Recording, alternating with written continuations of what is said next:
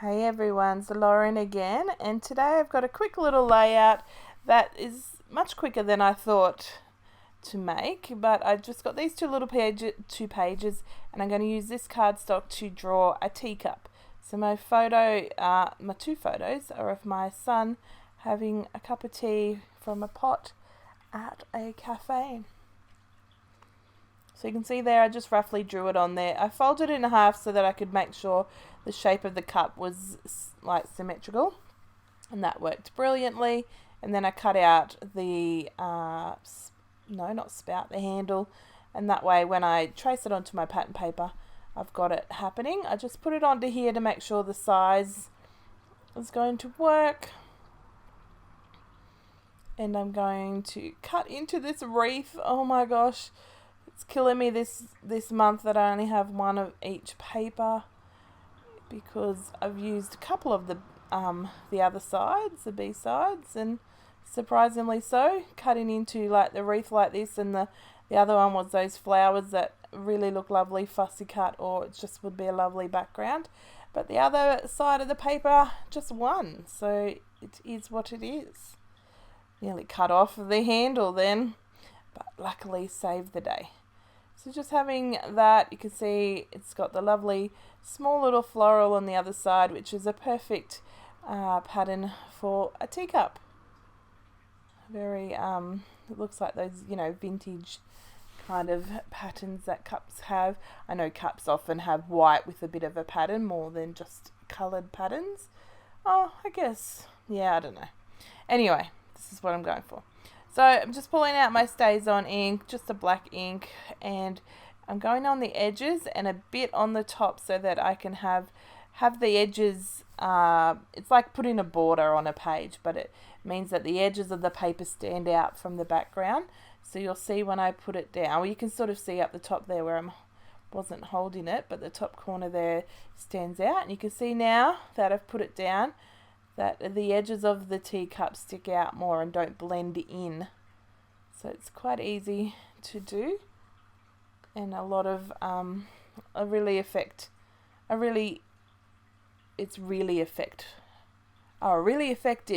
What on earth? My words, my brain just like switched off. It could not remember the simplest things just then.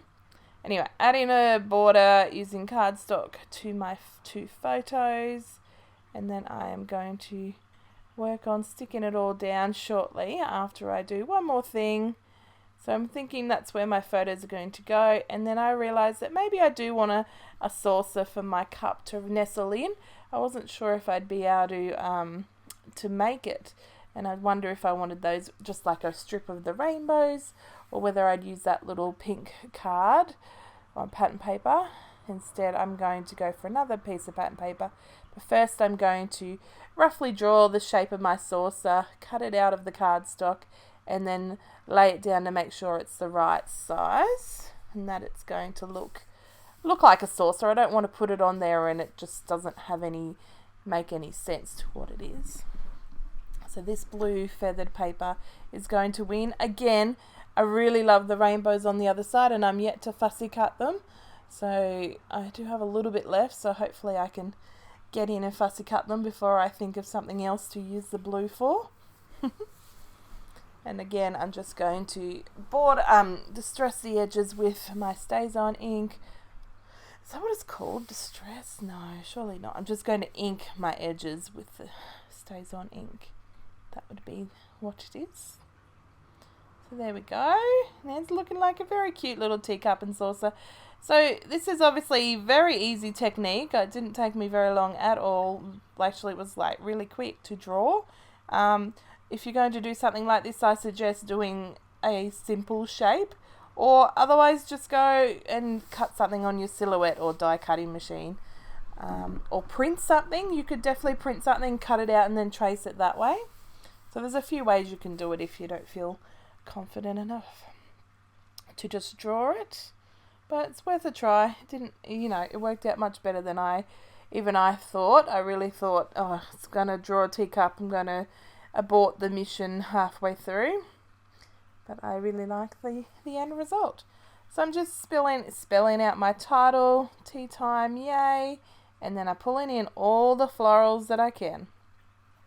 So this was despite the fact that we have a lot of florals and the kit's very florally, this was my first layout with all the florals. It was my fourth layout I did before I got into the florals, which is sometimes surprising. I really do like a floral, not that I use them all the time, but it's a nice little thing. Anyway, so I'm just gluing them down, some up on top of the cup, some underneath the cup. I did put the cup on foam, and it's double layers of foam. And then on the handles I've got foam tape, again double layered. So that was nice. So that way with the inked edges it really stands out on the page and gives that shadow. But also means that these flowers can layer in and nestle very easily. Just having a play with the position of the flowers. There's a few different shapes, obviously different colours and different styles. There you go. So, and then I'm just going to do some finishing embellishing. I don't overly need too much. As you can see, there's a fair bit going on. But I'm going to add some hearts because you can't go wrong. And I loved that there was so many hearts, so many different colours as well as sizes of hearts. There was some in the ephemera and also in the sticker sheet. So you can't go wrong with a heart. That's for sure. So they're now stuck down, and then I pull out my sticker sheet to find out what I can add. Start with some word stickers. Very versatile and very fun. Try to get this one on, and it ain't going to work until I put it over here. Another flower. It's not really too much to this layout. That's why it was so quick, obviously. But very fun. I really like the look of the teacup. It's sort of like using a cut file. You put the cut file down, and then you don't need too much more on the paper, on the layout, because there's lots going on. So I've added a tab and a rainbow sticker over to the right here where I'm sticking down.